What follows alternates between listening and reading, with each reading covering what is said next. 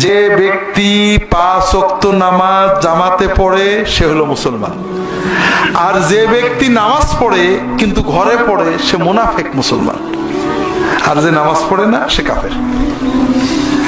কিন্তু আমরা জামাতের গুরুত্ব বুঝি না ভাই। সারা রাত তাহাজ্জুদ পড়ার চেয়ে জামাতে নামাজ পড়া অনেক গুরুত্ব। আল্লাহ রাসূল সাল্লাল্লাহু আলাইহি ওয়াসাল্লাম বলছেন, কেউ যদি ইশার নামাজটা জামাতে পড়ে আর ফজরের নামাজ জামাতে পড়ে সারা রাত তাহাজ্জুদের সওয়াব পাবে। কাজেই ভাইরা জামাতে নামাজ ছাড়বেন না। অনেকে বলে যে অমুকের পিছনে নামাজ হয় না, তমকের ও ভালো ইমাম না। জামাতে নামাজ পড়া আমার জন্য ওয়াজিব। ওই ইমামের গুনাহতে আমার কিছু হবে না।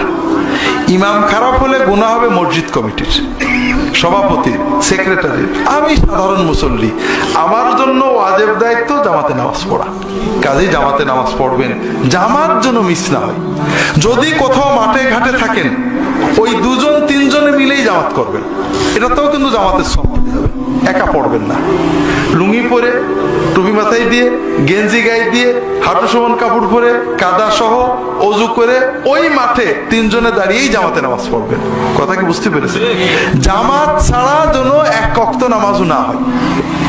আর বিশেষ করে ফজর এবং ইশার জামাত, মসজিদে যাওয়া হলো ঈমানের লক্ষণ, আর বাড়ি পড়া হলো মুনাফিকের লক্ষণ।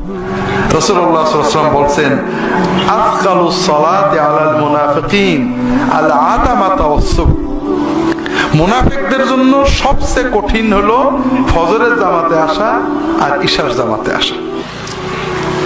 যদি তারা বুঝতো যে মসজিদে গেলে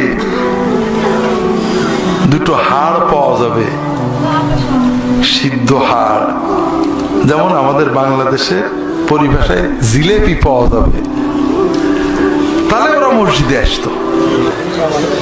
কিন্তু আল্লাহ যে এত সওয়াব দেবে এই চিন্তায় মসজিদে আসে না। কথা বোঝেননি? যদি ছেলে ফেলে শোনে জিলেপি আছে, ঠিকই মসজিদে যায়। কিন্তু আল্লাহ যে কত সওয়াব দেবে, কত খুশি হবে, কত বরকত দেবে, কত উন্নতি দেবে, এই চিন্তাটা মনে থাকে না।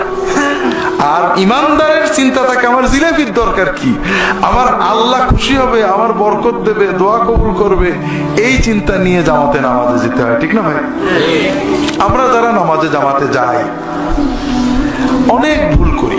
আগে নামাজের ভুলগুলো ধরি।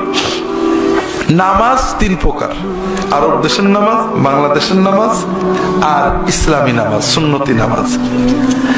বাংলাদেশের নামাজ কি? নামাজে দাঁড়ালে এক চুল নড়বে না, ডানি বাই তাকাবে না, কাপড় চোপড় ঠিক করবে না, কিন্তু রুকু সিজদা টকাটক টকাটক টকাটক টকাটক। রুকুতে যে ঠিক হওয়ার আগেই উঠে আবার পুরো দাঁড়ানোর আগেই কোমর এই কোণ থাকতেই সেজদায় যায়। সেজদার থেকে এই 90% 80% উঠে আবার সেজদা দেয়। নামাজ হয় না। আল্লাহ রাসূল সাল্লাল্লাহু আলাইহি ওয়াসাল্লাম বলেছেন, আসওয়াউস সারিকা আল্লাযী ইয়াসরিকু ফি সালাতিহি ফি রুকুইহি ওয়া সুজুদিহি। সবচেয়ে বড় চোর যে নিজের নামাজের রুকু সিজদা চুরি করে।